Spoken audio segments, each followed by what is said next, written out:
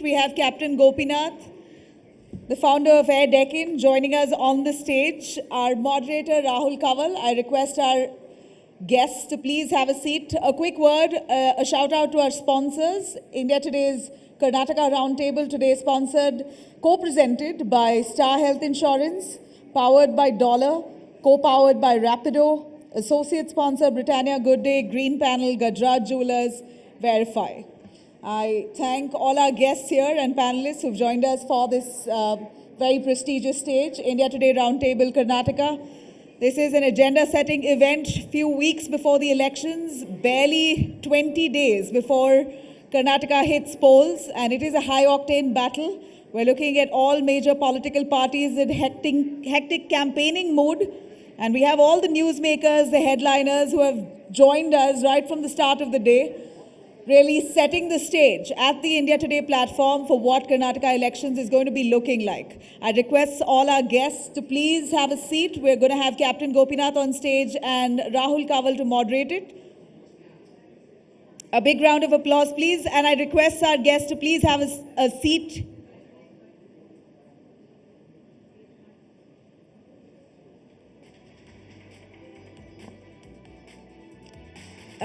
Captain Gopinath, Rahul Kaval, if you could take stage. Our guests, please do have a seat. A big round of applause, please.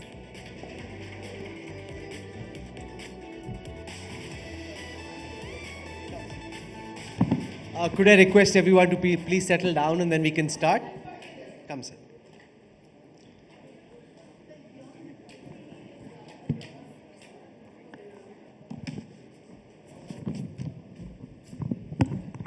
At the India Today Karnataka Roundtable, we've had an opportunity so far to listen to the big guns of the Bharatiya Janata Party, the stalwarts of the Congress. But what do residents of the state of Karnataka really want from their politicians and from their government? To talk about this, we're joined by one of the corporate icons of Bengaluru, Captain Gopinath. Thank you very much, sir, for joining us. It's fantastic to have you with us. You've always been known to speak your mind. Could you start by giving us a sense of what issues, according to you, should be uppermost in this election, and issues, especially those which you think aren't getting reflection in the way that they really should? Yeah, thank you, Rahul. I noticed that in the list of speakers, I'm probably the only non-politician. I think almost 95% are politicians. Maybe it's in the fitness of things, or may not be, I do not know. But I think I represent, I'll speak both on behalf of entrepreneurs, because I think that's what your title that was given to me was to Bangalore Dust Our Dreams. And also on behalf of the farmers and dispossessed, which is, I think, is also one of the biggest crises of Bangalore. And since I've also been into farming for a very long time. First, I think I would also like to speak my mind. I won't say I'm going to be apolitical, but I will speak my mind in putting together. I've also written about it very openly.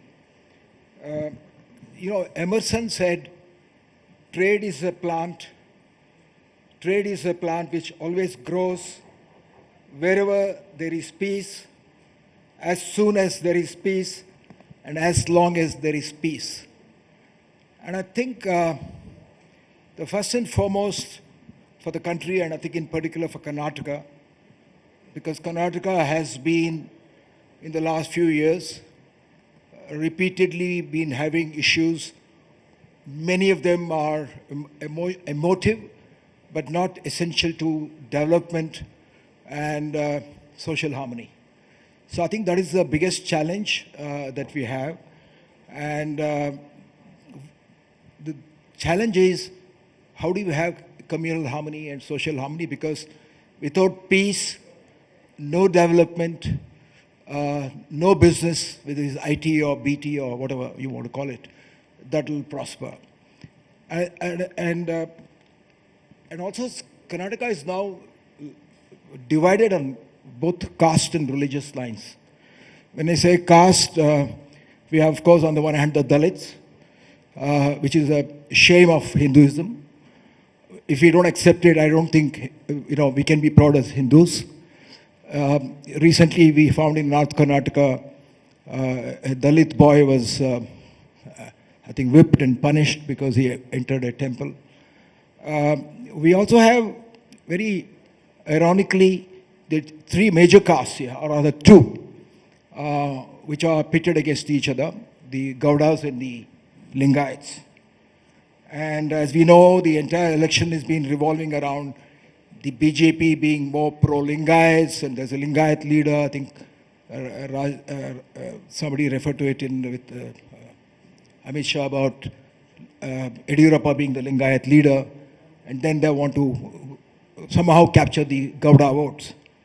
But I think the three big leaders of, or sages or saints of both the communities, the Basavaraj, for example, the greatest of the modern day leaders, he said that Acharave Swarga, Anacharave Naraka.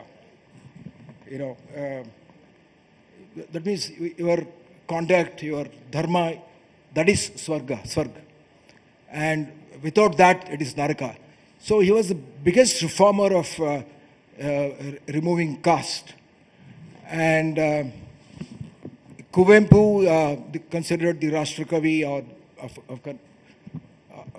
the Karnataka poet laureate, he said that Manujapatha Vishwamanava, and he also said that Basavaraj's philosophy is much wider than even Marx. And we also have Siddaramaiah, who is from the Kuruba caste, because we are always talking about caste today, I think even the television channels. Kanakadasa is one of their most famous sages. He said, Kula Kula Vendu Hodadadadiri Nimma Kulada Nelayanadru Balirad.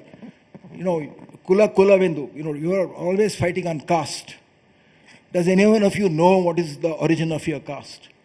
So I think the third, of course, is the Hindu-Muslim divide that is more prominent in Karnataka. So we need to snuff out Islamic fundamentalism, and we also need to be ruthless on Hindu fundamentalism. In fact, in one of my last speeches, somebody said, can a Hindu be a terrorist? He said, a Hindu cannot be a terrorist. I said, if he's a terrorist, he's not a Hindu.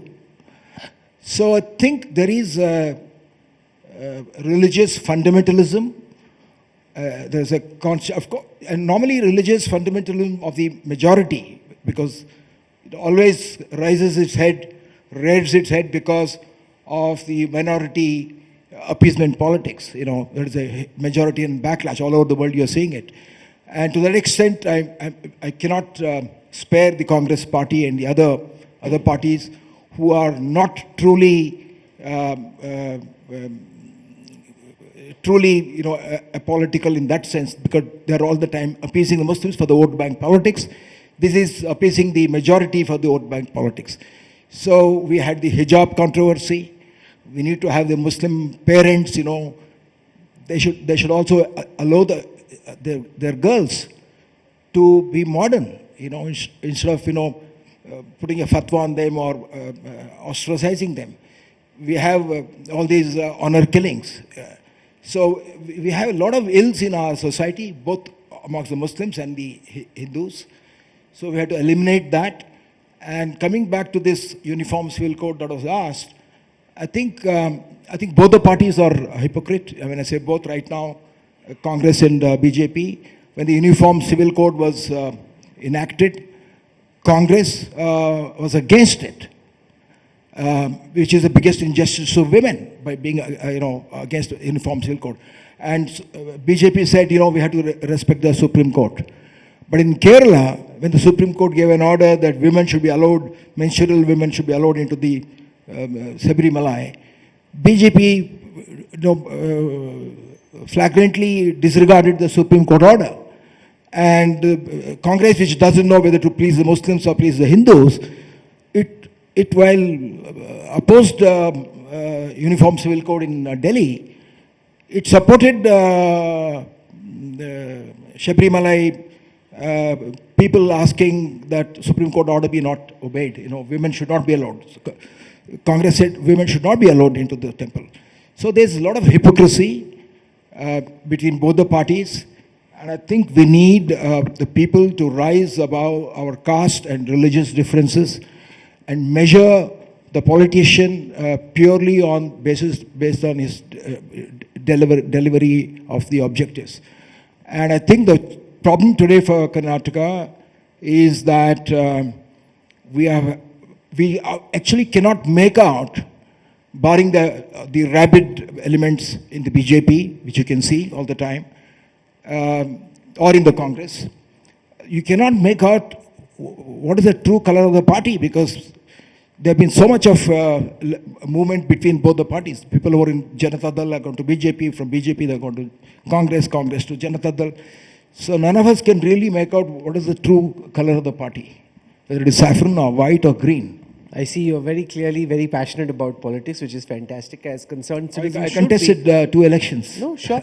But the fact that in the manner in which citizens in Bengaluru speak about politics, that somehow doesn't reflect in actual voter turnout. The apathy of the urban voter has been an oft-discussed subject. Do you think it's going to stay this way? Do you see that change at all? No, I think that's what I used to tell the people in software, that you don't have to write your software, you have to script your future. And when you have, even I think last elections in Bangalore, only less than 50% voted, so in that sense, our people from the classes of the lower economic classes, as well as the Dalits, they are more politically aware than the indifferent, consuming middle class who are all the time in front of the TV and criticizing. They go away on a vacation during the, in fact, even when I contested in Bangalore from the South constituency, only about 48% voted. So it's a big shame. When you have a difficulty of choosing, both the parties are corrupt, which they are, because I think people know it. We can't make out which party is less corrupt now, and you can't make out which candidate you have to vote for. So then you have to vote for the lesser of the evil. Who looks like the lesser of the evil for you in this election? No, I think it all depends on, I'm not saying all politicians are corrupt, but there is huge corruption in politics, and there is definitely corruption in Karnataka. I mean, it's, you'll never hear a teachers association openly coming out and complaining there's corruption. It doesn't happen, because they're scared. Or the contractors association naming there is corruption. But the reason BJP was voted to power was because Congress was corrupt. It was known. I mean, Janata Dal was corrupt. But there are individually good leaders. I mean, there are 2 corrupt leaders or 2 communal leaders. You cannot be indifferent and sit at home. You have to vote for the one who is less corrupt or less communal. Who's less corrupt? I cannot say that, because when Congress was in power, there was no question there was corruption there. And when BJP is there, I do not think that I can give any clean sheet to them, because that's the reason I said you can't make out who's the lesser evil? I do not want to take that position. It is because I'm not come to campaign for any individual party. I have my own preferences. But the point I'm making is that people must not be carried away by the rhetoric or the political speeches of the parties. They must measure based on delivery on the ground. Look at Bangalore, for example. I know a friend of mine is not here. I can name him. Jairaj, he comes to, he's a former commissioner of Bangalore Corporation. One day I asked him, what do you make out of this Bangalore? It's like a bombed city. not just today, over the last, I don't think anybody can say that Bangalore is a city which is beautiful now, because the whole city is dug up, and it has been dug up in the last 35, 40 years. Somebody or the other is the cable guy, it could be Reliance, it could be Airtel, they'll come and dig it up, they don't finish it, because there is corruption, because it's very easy to buy the corporator. So he said, Hale kallu hosa billu. I don't think there is not much of Kannada audience here near this one. Hale kallu is old stones, hosa billu is new bills. So the same stone is put back and the bills are presented, and you can see it. I mean, you don't, like Amit Shah said, you don't have to tell the people, they can make out. You walk through Bangalore, the biggest problem is garbage, the biggest problem is sewage and drainage, drinking water. Vishwesvaraya, built the KRS dam, the first power plant. But today, you don't get drinking water in your tap in any house. If you're what's rich, the solution? You're saying the Congress was corrupt, the BJP is corrupt. You tried to fight an election yourself, didn't succeed. So where then lies redemption? What's the way out? the way out is that we have to be engaged. We can't give up hope. We have to be optimistic. Cynicism is not the answer. Cynicism is slow suicide. You can't be, criticizing everybody. That is not the answer. Of course, you have to have the courage, but you don't have any businessman having courage to speak up. Whether in Bangalore or in Delhi, you see after the budget, every businessman only praises the finance minister. So we need to have courage to speak to people. Not just journalists have courage. Of course, journalists also have lacking courage now, but we need to have businessmen also to have courage to speak to the ministers in public forums, not just in his personal chamber. We have to speak the truth, but I'm drawing a distinction between speaking the truth and being skeptical and cynical. You can't be, you have to do what you can. All of us, there will be evil, there will be corruption, but you have to do what we can to reduce it. Purandaradasa, which I didn't quote, I quoted too, said 1,000 years ago, Satyavantarige edu kalavalla. This is not the age of honest people. So corruption has always been there.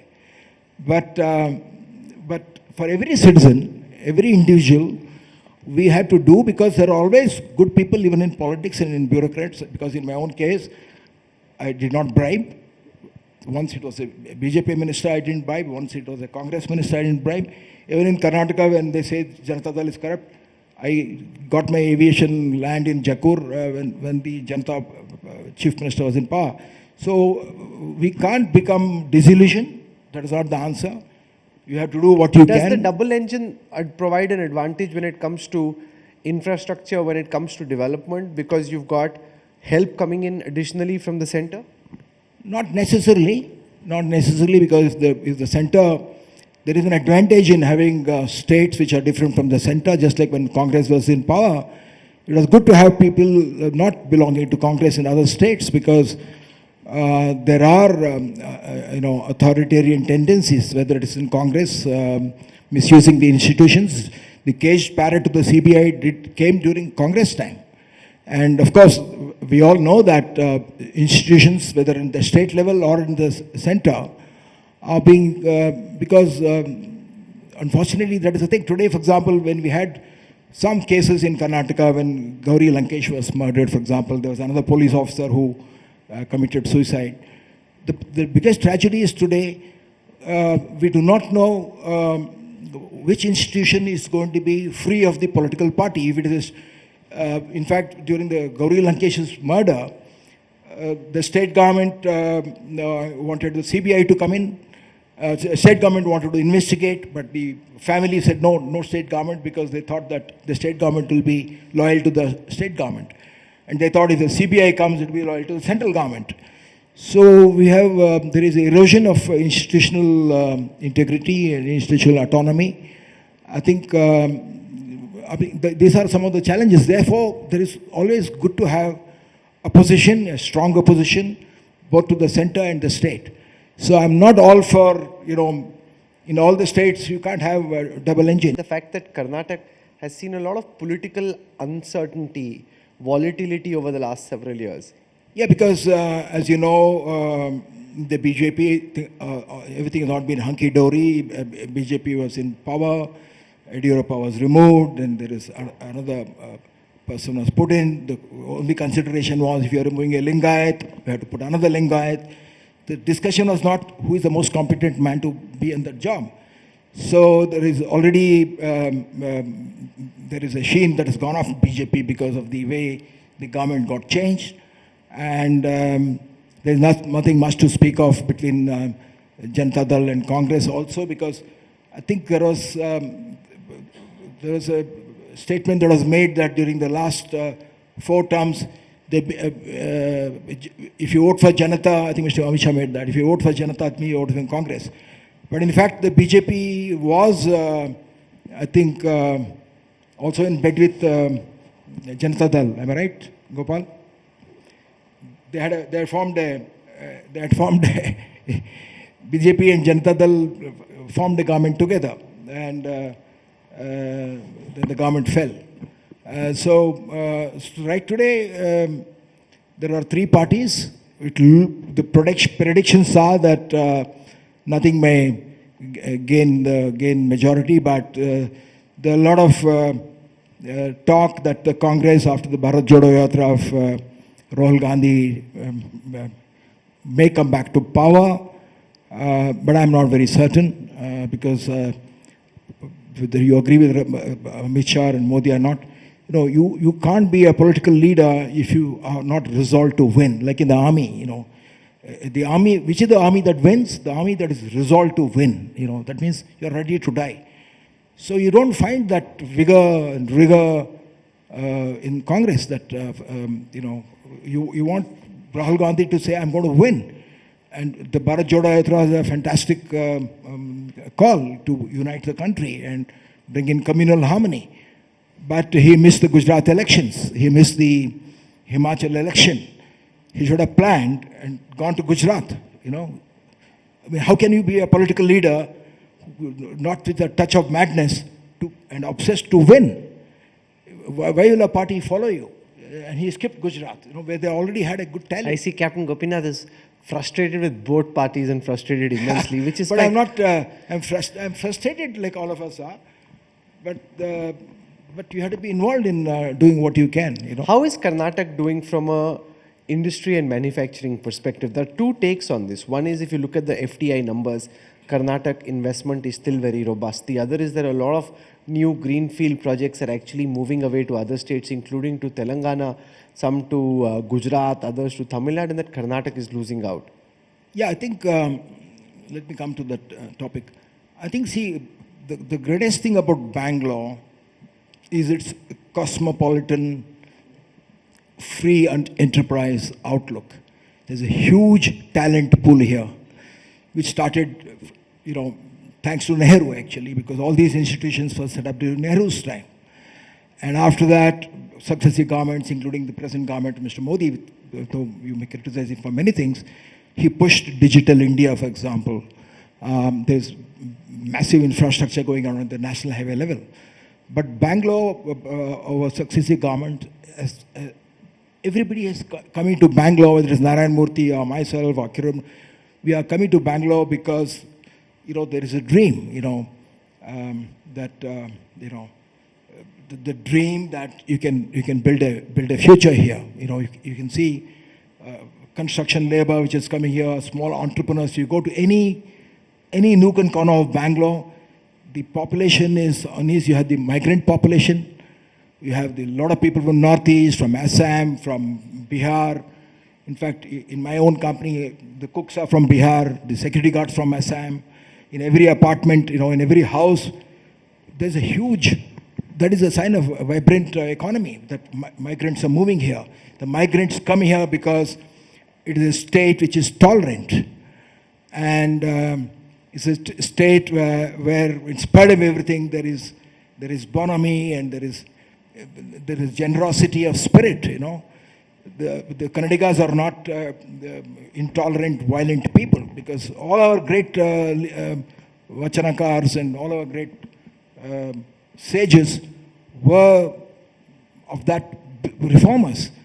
But I think what has happened now for Bangalore is that, in spite of all that, because the lack of talent in other cities, like Bombay was more, could say, against immigrants. You know, Bangalore, for example, they ruined it for some time when Shiv Sena was in power, though they're now in bed with BJP.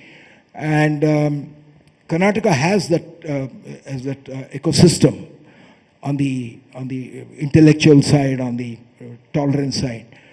But I think of late, I think even Kerem Marzumdar wrote about it, there's huge, there's a communal pot that is constantly being stirred. You know, it could be all in this issue. I mean, how far can you go back in the past? If you say, on the one hand, they say all Muslims are Indians, our cousins, right? Our brothers and sisters who are converted. But how far will you go back in history, right? How far will you go back? Because every day we are having some communal violence in this. Then by the same token, can the Dalits now attack the Brahmins and the Kshatriyas because there was injustice of caste injustice? The worst caste injustice is against the Dalits, untouchability. Can they now go back and take revenge? The class of the Naxals, that is a class war, that's not a caste war, which is, can the Naxals now go back and kill all the rich people or the landed people? You can't go back. We have to live forward. And as Nelson Mandela said, that the funny thing is that if you drink poison, you think you're going to kill the enemy. You know, resentment is like drinking poison, thinking it will kill the enemy. So we have to rise above that. So I think Bangalore needs two things. Immediately, communal harmony. We had to get all the communities together, all the castes together. And you can see it, Bangalore is bursting and more people will come. Not only from other parts of Karnataka and the rest of the world. More people are coming here from rest of Karnataka. If you see all the construction labor, they're from North Karnataka because there's a lot of drought there, a lot of poverty there. So more people are going to pour into Bangalore. And the city is bursting at the seams, so infrastructure has collapsed. So it is not just now, work is going on, but it's very slow. It has taken 20 years to build the metro. In every other country, of course, you say don't compare to China. Then you say don't compare to Germany. Why not? We should compare ourselves to China. If you are saying a chest-beating nationalism, we should see what is happening in China. Just yesterday I read that in China, they've already become the largest automobile consumers of the world, beating America. And they've stopped looking for foreign cars. In China now, more electric cars are bought by the Chinese, which are Chinese made. They're no longer looking at Tesla because they're building better cars, and they're also supplying the electrical components to the rest of the world. So we are going to create that kind of ambitions, and that cannot be possible if the Bangalore infrastructure continues to what it is, because I know it's become an oven now. The whole city is dug up, there's a garbage problem, there's a water problem. So it has been done on a war footing. Whichever party comes to power, they have to unite and be the chief minister for all communities and build infrastructure. You know, as they said, America did not build roads, the roads built America. So we need to do it and save Bangalore from choking in its own garbage and filth and debris. I love your passion and the kind of energy that you're trying to bring as an active citizen in politics and in society. Thank you so much, Captain Gopinath, for joining us and sharing your views on what's wrong with the way our politics is being run and what potentially could be done to try and fix some of that. Thank you, sir. Thank you. Can we have a warm round of applause, please? Thank you.